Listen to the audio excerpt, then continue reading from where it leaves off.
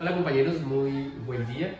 En esta semana vamos a trabajar el tema de la neuroeducación. ¿Sí? Es un tema que en este momento nos atañe a todos y que cada vez va tomando mucho más fuerza. Bueno, es importante empezar teniendo en cuenta que la neuroeducación no es un modelo educativo. Tenemos que partir de allí. ¿Sí? No es un modelo educativo, es más bien un enfoque de educación que, como lo digo, cada vez va tomando mucha más fuerza, sobre todo en países latinoamericanos. ¿Sí? Partamos de entender qué es la neuroeducación.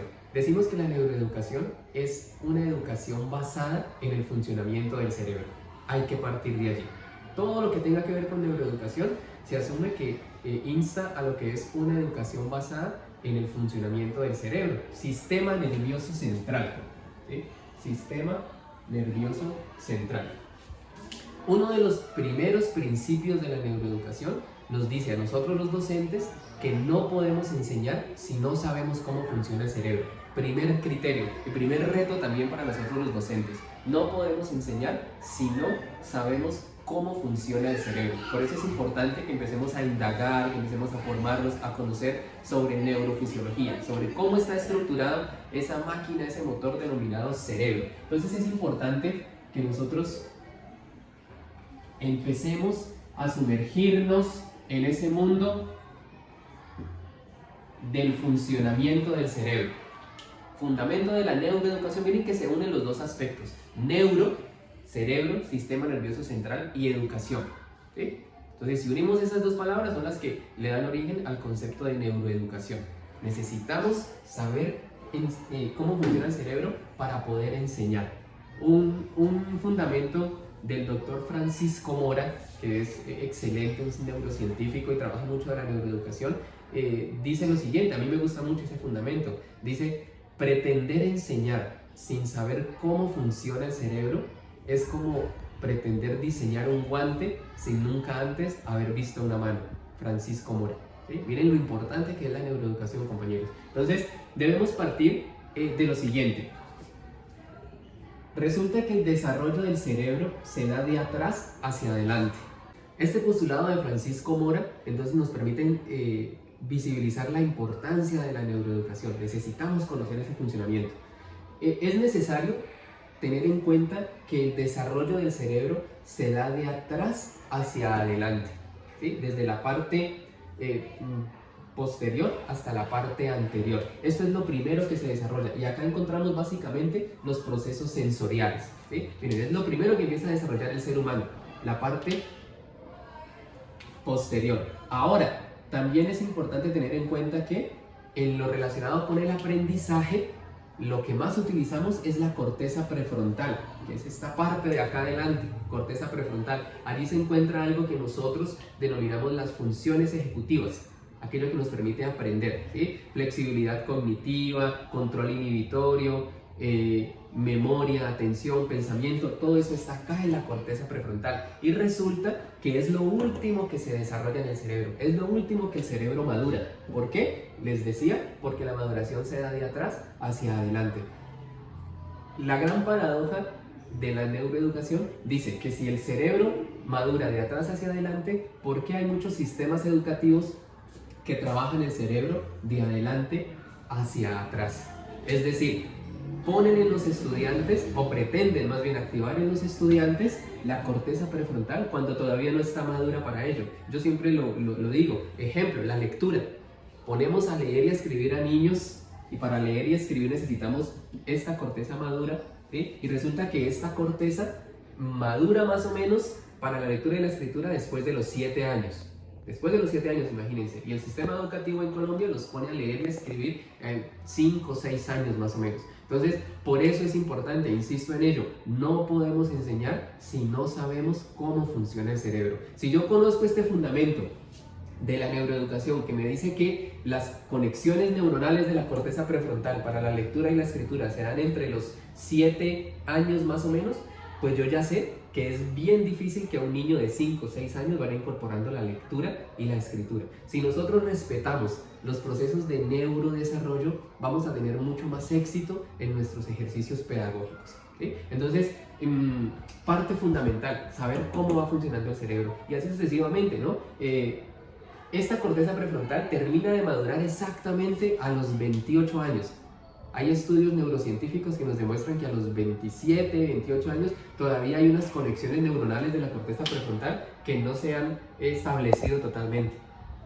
Hace algunos años pensábamos que la maduración del cerebro terminaba a los 21 años. Imagínense, ya se va extendiendo hasta los 28 años. Entonces es importante que conozcamos todos esos aspectos, ¿no? Ahora, no podemos desconocer de la neuroeducación algo bien importante que se encuentra en el sistema activador reticular ascendente, SARA. ¿Sí? Es bien importante para la neuroeducación. ¿Por qué? Porque eso es lo que controla las emociones. Sistema reticular ascendente, aquí encontramos la amígdala, el hipotálamo, el hipocampo, el cíngulo, y esas estructuras tienen que ver mucho con el manejo de las emociones. Otro fundamento importantísimo de la neuroeducación: no hay aprendizaje si no hay emociones. El apagón emocional bloquea el aprendizaje. Debemos tratar siempre de que nuestros estudiantes se mantengan motivados, se mantengan emocionados. Reto para el docente: ¿cómo hacer eso? Entonces necesitamos tener siempre activo su sistema reticular ascendente, y allí podemos tener gran éxito en los procesos de enseñanza. Necesitamos que los estudiantes lleguen motivados al aula, que nuestros procesos pedagógicos los motiven, no lo contrario, que los estresen. Cuando este sistema reticular se activa, el estudiante encuentra motivación, aquí en su cerebro pasan muchas cosas. Se libera oxitocina, por ejemplo, que es considerada la hormona de la felicidad. ¿Sí? Baja el nivel de cortisol. Cuando el estudiante se estresa, ejemplo, yo no les aviso que voy a hacer quiz. ¿Sí? Llego al salón de clase, muchachos, saquen una hoja quiz. En ese momento el estudiante libera un chorro de cortisol. ¿Por qué? Porque le genera estrés. El saber que va a ser evaluado le genera estrés al estudiante. Sube el cortisol, el estudiante se estresa y por tanto pues no tiene buenos resultados. Entonces no es una buena práctica metodológica ni didáctica hacer quiz sorpresa.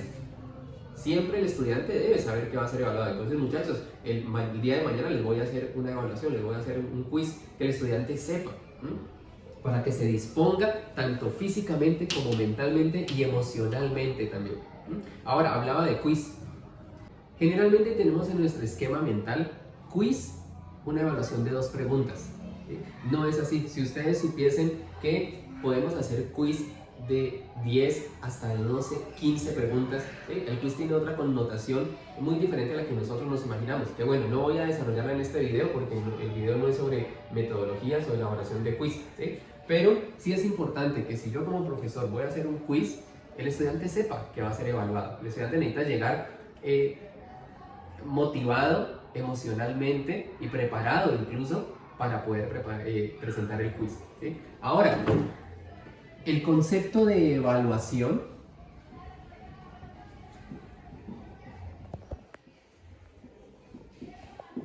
en la neuroeducación es bien importante.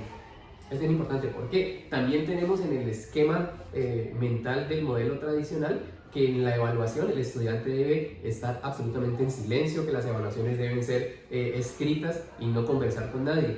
Resulta que en la evaluación, desde la neuroeducación, se trata de hablar. En la evaluación el estudiante debe hablar, debe compartir con el otro, porque la construcción del conocimiento se da en la medida en que compartimos. Desde la neuroeducación, el aprendizaje se genera cuando se socializa el error. Y cuando todos compartimos, estamos generando un aprendizaje cooperativo, por tanto, el aprendizaje tiene mayor impacto en el sistema nervioso, ¿sí? La huella allí del aprendizaje. Entonces, la evaluación es bien importante, porque la evaluación no es lo mismo que el examen. Son 2 procesos bien diferentes, ¿sí? Nosotros podemos estar evaluando todo el tiempo, y es más, la evaluación debe ser mucho más cualitativa que cuantitativa siempre. El estudiante debe darnos razón cualitativamente de qué tanto ha aprendido, de qué tanto ha fortalecido, ¿eh? Pero nosotros muchas veces buscamos en la evaluación emitir un número. Generalmente queremos evaluar y terminamos haciendo examen, ¿sí? Y el estudiante entonces saca un número, o saca 2, ¿no es cierto? O saca 5, por ejemplo, y ahí creemos que hemos evaluado. Pero la evaluación consta de que el estudiante nos pueda dar cuenta de cómo ha ido llevando ese proceso de incorporación del aprendizaje. Y la evaluación debe tener varios momentos. Hago una primera evaluación. Si veo que el estudiante cuantitativamente obtuvo un 2, bueno, entonces me debe esa evaluación dar cuenta de qué tiene que fortalecer ese estudiante y luego volvérsela a aplicar. Entonces, la evaluación tiene varios momentos. Para la neuroeducación es bien importante. Pero todo esto, compañeros, se resume entonces en qué.